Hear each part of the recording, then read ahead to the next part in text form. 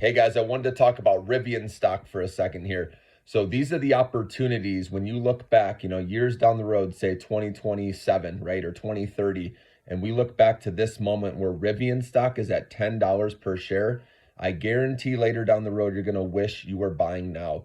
But it's very hard to do that when there's extreme negativity with the stock, right? When you don't see any upside, no light at the end of the tunnel.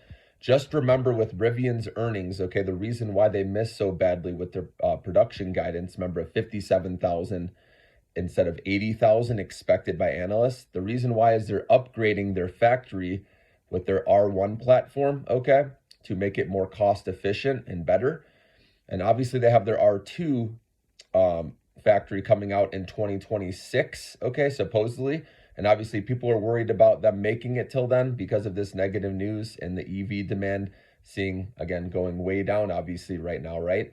But again, if you look at Kelly Blue Book Value, just said last month that EVs still are growing, okay? There's going to be slowdowns along the way, of course, and right now is the perfect opportunity to buy when there's negative sentiment. You hear it all the time, right? This is where millionaires or big money is made when you buy in bear markets when stocks are really struggling, but you believe in their long-term story.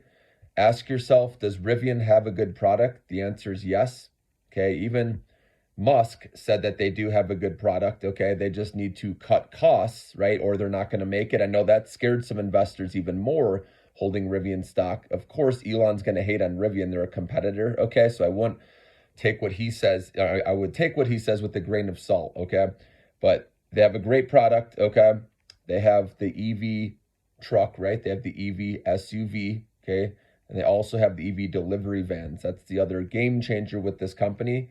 And right now you can get this stock at 1 price to book ratio and just over 2 price to sales ratio. This is the cheapest it's ever been, okay? And again, we've talked about this before, but they had that exclusive partnership with Amazon, but now they can work with anyone with selling these electric delivery vans. They have AT&T on board now.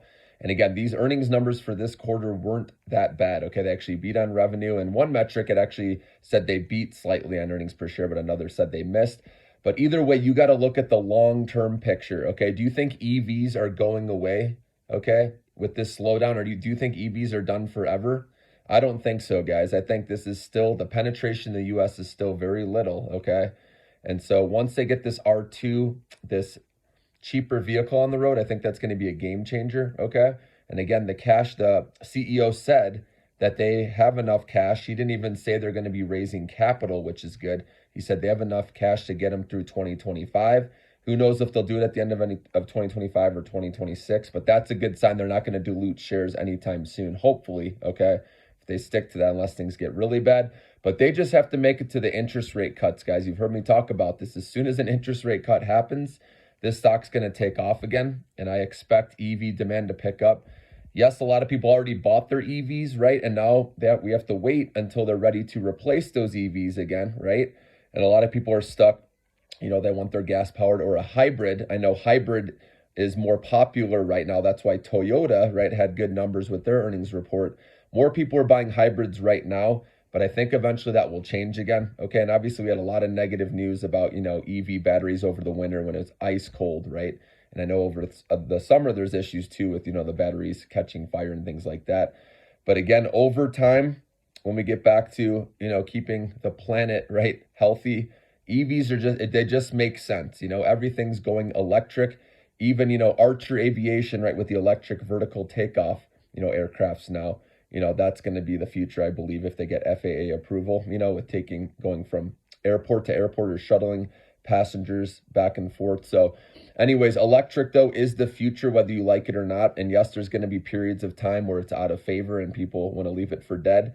But right now, I'm saying if we look back in 2030 at this price right now, $10 a share, okay, you're going to be wishing you bought at this price. Now, it could go down a little lower, but the risk reward is phenomenal. Again, this is a great product that they have, and they have a big addressable market, okay? So don't sleep on Rivian stock. If you can be a patient investor, stash this away in your long-term portfolio.